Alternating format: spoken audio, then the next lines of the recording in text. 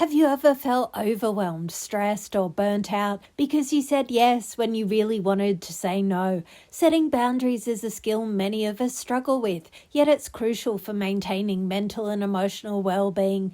Boundaries are not walls to keep people out. They're gates to let in what serves us and to keep out what drains us.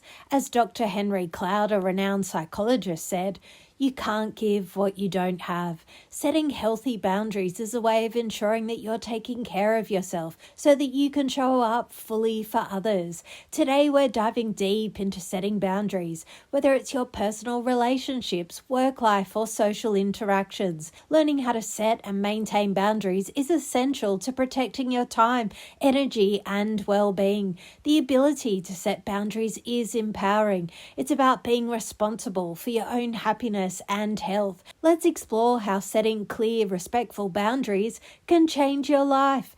Boundaries are guidelines that define what you will and won't accept in relationships and interactions. They can be emotional, physical, mental, or time-based, and they help protect your needs and space. Healthy boundaries help you define who you are, what you stand for, and what you're willing to tolerate, while also allowing others to know your limits. When you set a boundary, you're also communicating respect both for yourself and the other person. This ensures that everyone involved understands each other's needs and expectations. Boundaries aren't just personal, they've always been essential for survival. When Australia was first settled in 1788, it wasn't the vibrant country it is today. At that time, the British Empire used the Australian continent as a dumping ground for the impoverished. People so poor and desperate they often turned to crime just to survive. They had originally sent convicts to America, but after the American Revolution, that option was gone. England, facing overcrowded jails and growing unrest, turned to Australia instead. Survival in this harsh, unfamiliar land depended on strict boundaries. Who got what, when, and how much. Without clear limits, chaos took over and lives were lost. Sydney's history is packed with examples where the fight for control and the failure to set clean boundaries played out dramatically. Take a snapshot from 1965. In a bankruptcy court hearing, Aileen Donaldson, a well-known madam from Darlinghurst, was caught trying to hide her ownership of several brothels. The court heard that women working in the area regularly paid police for protection, allowing them to be arrested only once a week. This was classic stage 3 corruption, money in exchange for turning a blind eye.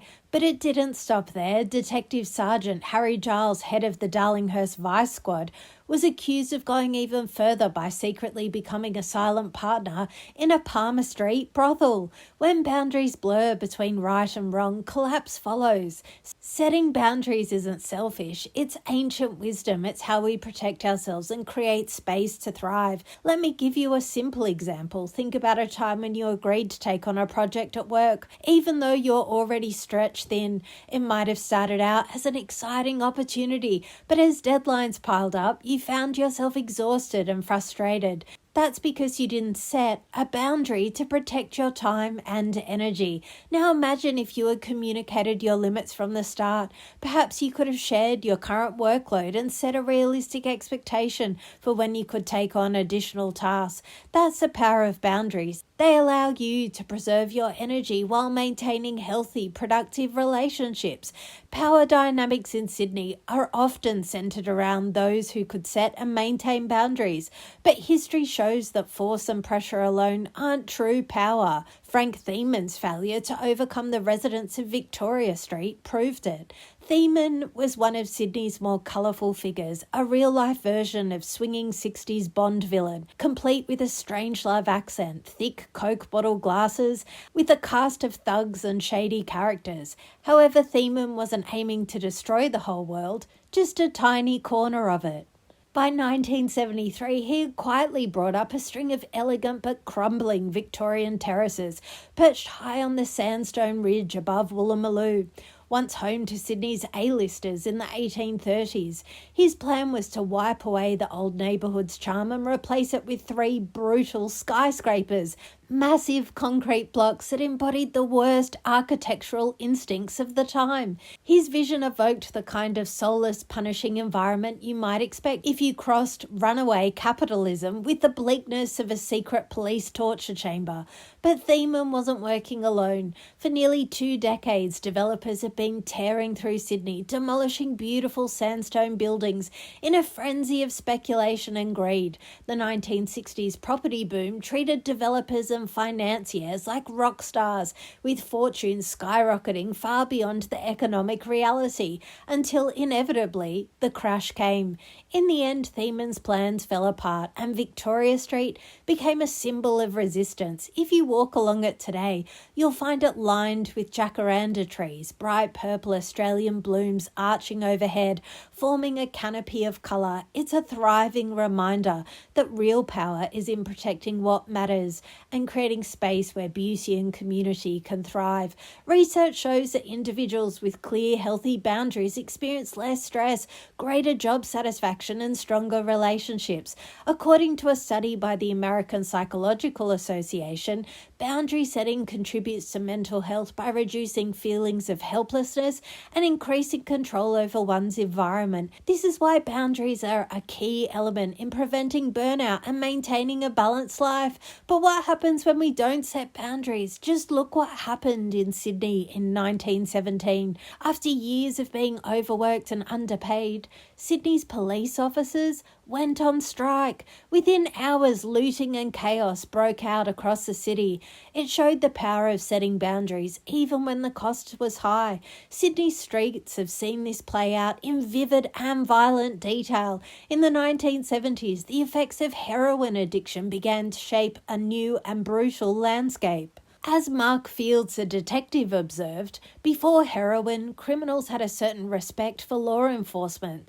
But heroin changed all that. In those days, a junkie might kill a cop just to avoid arrest on a minor possession charge. No thought, no remorse. The junkies, they don't care about themselves, the detective once said. They don't care about each other, their friends, their families, and certainly not the police. Another detective with 14 years on the job summed it up. They're not scared of us now. We really have lost control of the streets. This breakdown in respect and the absence of boundaries created an environment where the rules no longer applied and the consequences were deadly. In the 1920s, Sydney's underworld exploded with brutal turf wars. Guns were banned, so criminals fought with razors instead. Infamous figures like Tilly Devine and Kate Lee ran brothels, gambling dens, and sly grog shops. To survive, they had to fiercely protect their turf. If they didn't set clear boundaries, rivals moved in fast. You don't need a razor, thankfully, but you do need to protect your spaces fiercely in life and at work. And in the 1900s, Sydney's oldest neighbourhood, the Rocks, was hit by the bubonic plague. Quarantines, demolitions, and strict public health boundaries were enforced. People fought back. They didn't want their homes destroyed, but those uncomfortable limits saved thousands of lives.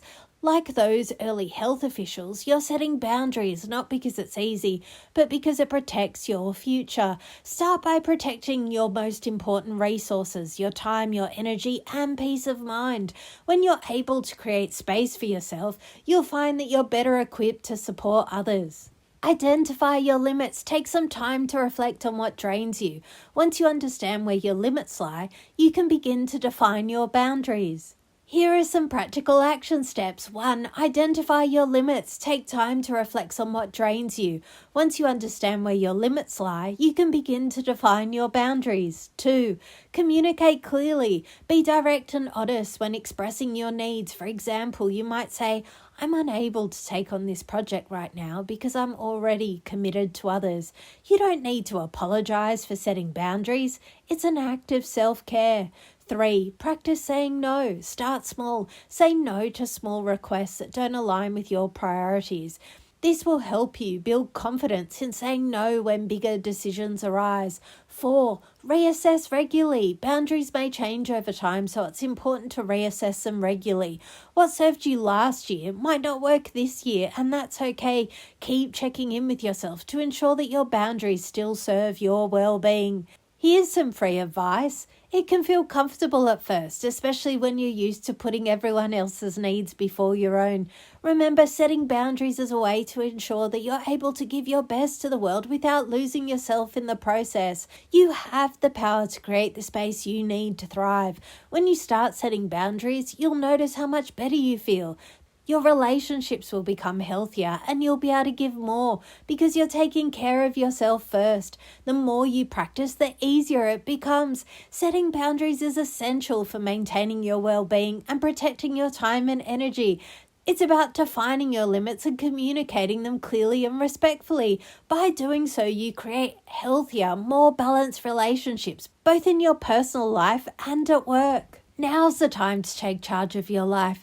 Start setting boundaries today. Identify where you need to protect yourself. Speak the truth with clarity and practice saying no when necessary. Your well-being is worth it and you're worth protecting. Remember, boundaries are your self-respect in action. By honoring your own needs, you empower yourself and everyone around you. You've got the strength to create the space you need to flourish. Embrace your boundaries and watch how your life transforms for the better. And if you liked hearing stories about Sydney, Australia, I recommend you read the fabulous book Leviathan, the unauthorized biography of Sydney by John Birmingham. You deserve a life that feels light, open, and filled with peace. You are made to walk paths lined with beauty, just like the jacaranda trees that arch across Sydney streets, creating a canopy of purple each spring. Let your life bloom in the same way, bright, resilient, and completely your own. You've got this.